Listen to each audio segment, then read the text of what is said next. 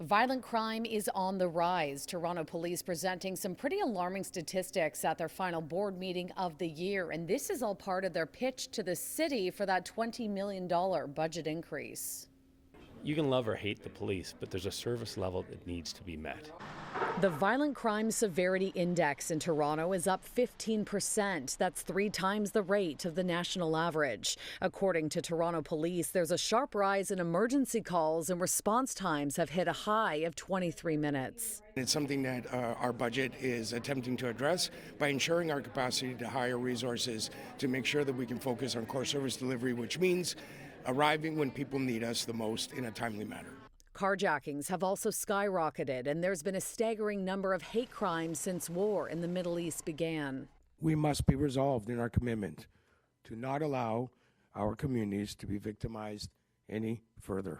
TPS says 300 more officers are needed, and here's how that would break down. 170 would be deployed to high-priority calls. 110 officers would be added to investigate the most serious incidents and help tackle the rise in car thefts and hate crimes. Enforcement of road safety and Vision Zero would also be beefed up. In 2022, Toronto was identified as the most congested city in Canada and the 7th most congested globally.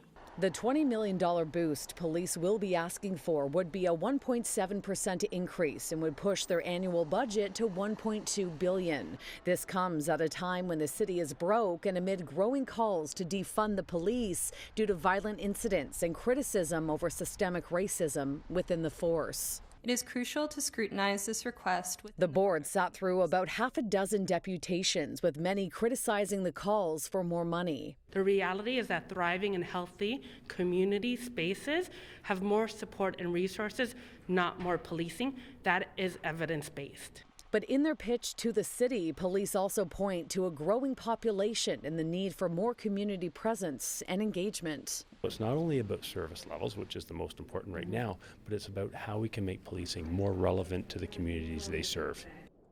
Once the police budget is approved, it will then be reviewed by the city's budget committee, and then it will head to council in the new year. At police headquarters, Shauna Hunt, City News.